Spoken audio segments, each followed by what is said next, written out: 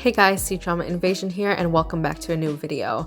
So we all know that there's a recent Qinglang campaign, a internet cleanse or social media cleanse in China that's been happening, and a lot of you have been pointing out that there's a lot of confusion, and I agree, it's because it's quite new. So I decided to make this video just to clarify everything up, summarize everything just in case you guys haven't been following the current update videos, which I do on my Chinese news playlist. I update like around 2 or 3 videos a week where I talk about everything in general that's been happening. But let's just put it into this one to make your lives easier. And make sure to subscribe, do all that jazz, give this video a big thumbs up, turn on notification bells so you don't miss out future uploads, and let's just jump on into it. So there's been major changes in the Chinese industry this year. After probably one of the most wild years with numerous scandals, Chinese government is finally enforcing policies on social media regulations. So this is to eliminate toxic behaviors. They did put out a huge, lengthy document, and for the social media and entertainment stuff, there was around 5 to 6 main points, so let's just get into it. So the China Performance Industry Association released around 6 types of contents that will be restricted and banned. The first one is celebrity gossip from uncredited sources. So I feel like good examples of this is with the sexual assault cases that's been coming up. There was Chris Wu, of course, that's probably the biggest one. We also talk about the Qinglang and then a lot of he said, she said stuff on the internet, which was not verified.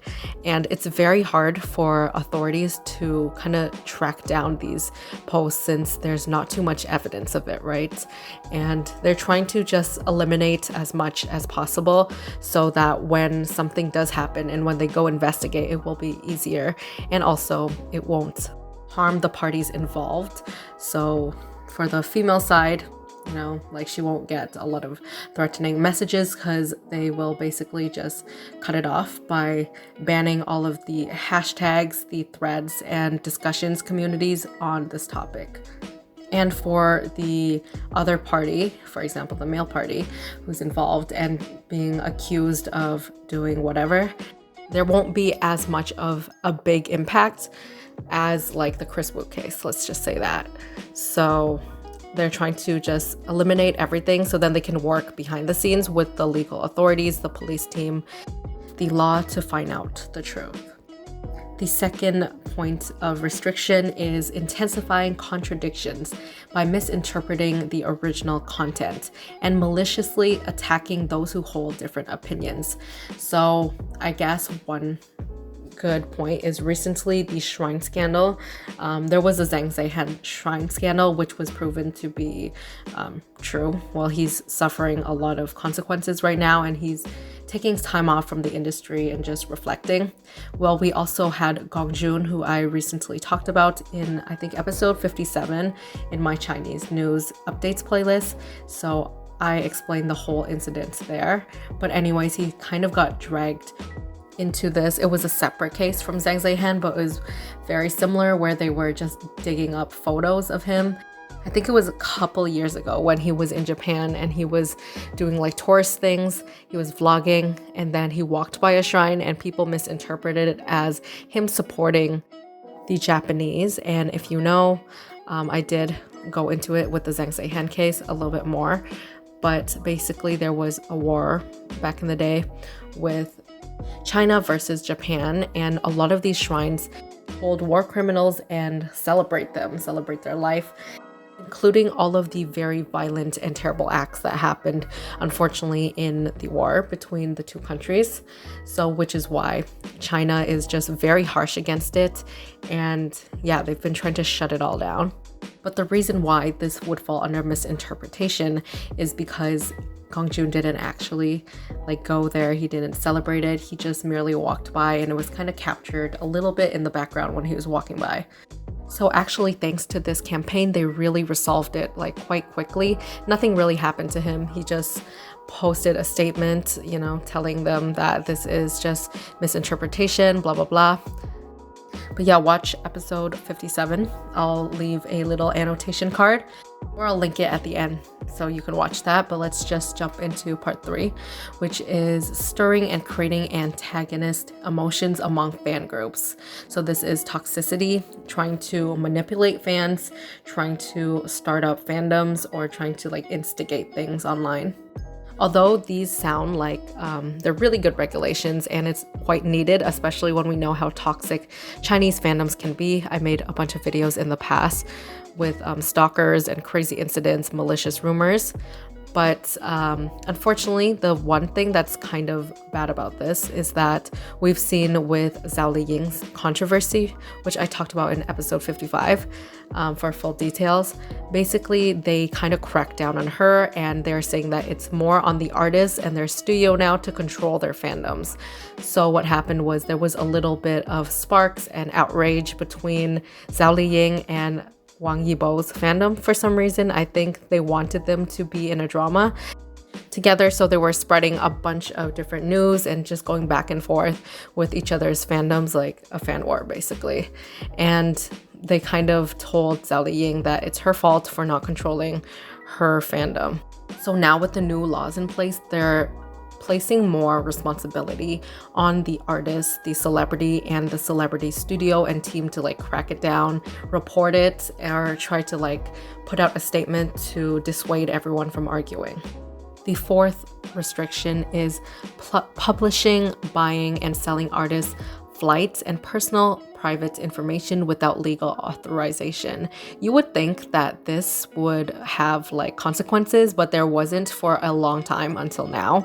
So we talked about, I think there was the Shaozan accident where he was just trapped in his room, his hotel room, and there was just like people banging on the door, screaming, and it was just really terrible. And he had to make a statement, and it happened to like Gong Jun, Wang Yibo, a lot of people in the industry, and it's just really sad that they have like insider information and they would make money off of personal information to the fans. And I would say fans as in like obsessive fans. So for example, if you're working at the hotel, you would be like, oh, this person checked in, which is totally illegal, but for some reason it's really hard to trace, I guess, and they didn't have a law until now. However, this list is still quite vague and there isn't a concise way that they said that they're going to deal with this. So not sure if they're going to have like, you know, consequences as in jail time, you know, they have to pay money, community service, or what it is. This is just like a bunch of warnings that's like been being put out and probably will get implemented into official laws in the upcoming years. The fifth point is to instigate fans to raise funds or spend a bunch of money on them or on their products. So for example, spam culture or buying spam culture. So there's this whole thing with the iQIYI incident, which I talk about in my iQIYI scandals videos, but I'll just quickly talk about it here. Basically just watch my entire Chinese scandals playlist and you'll be up to date. But recently the ban on survival shows happened because of the milk incident in iQIYI's Youth with You season 3. This is basically because they were sponsored by milk products companies. So fans would buy a whole bunch of milks or yogurts, dairy drinks, and it would count as a vote. But the thing is, they're wasting so much money, so much product, and you know where it goes? It goes down the drain because somebody found out and they were just really shook how they deal with it. So instead of giving it back to the poor or like, you know, to community shelters or people who really need it, these are like packages, like cartons and cartons of milk drinks. And they're just dumping it down the drain. The plastic is everywhere. It's broken. It's really gross and disgusting. Very insensitive behavior, especially during the entire global outbreak, which has been happening for like over a year or 2 years now. So that is why iQIYI announced that they will stop all of their survival programs for the upcoming years until they figure out a better way for the fans to vote and still get sponsorships for their show. The NRTA also released a notice saying that they are tightening measures on cultural programs and personnel, which, as I said, is all idol survival shows, audition types of programs, And they said that they are rejecting high salaries for actors and guests on variety shows now, that they should all be similar or the same level. A lot of music platforms in China also came out stating that they will be restricting the limit buy on albums for artists, that you should only buy like an album once or a song once. You shouldn't be able to make a bunch of different accounts or spam buy like massive amounts of songs or albums to support your favorite artists.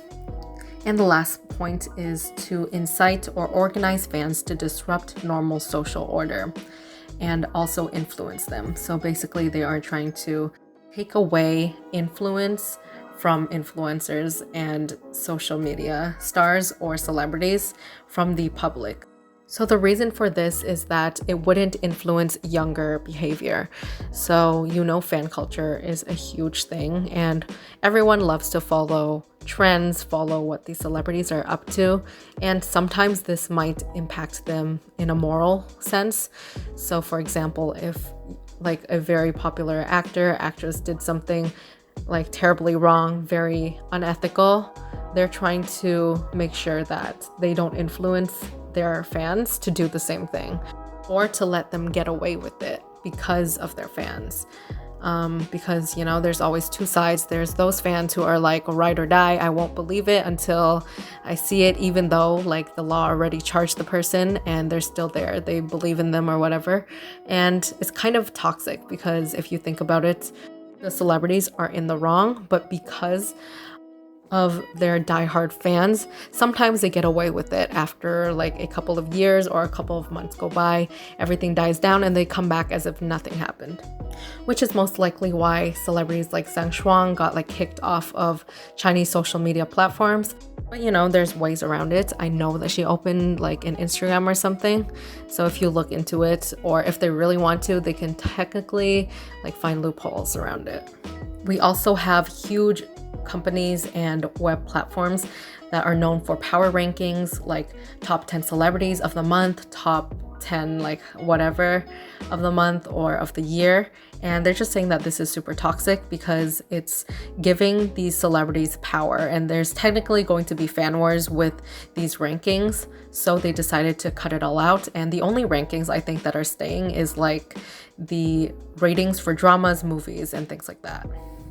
But that's it for this video. I hope that helped you. It was quite packed with information, but yeah, I hope you enjoyed it. If you like my content and you want to give me some extra support, you can feel free to buy me a Ko-fi. Links are in the description box below, and I'll see you guys in the next one. Bye.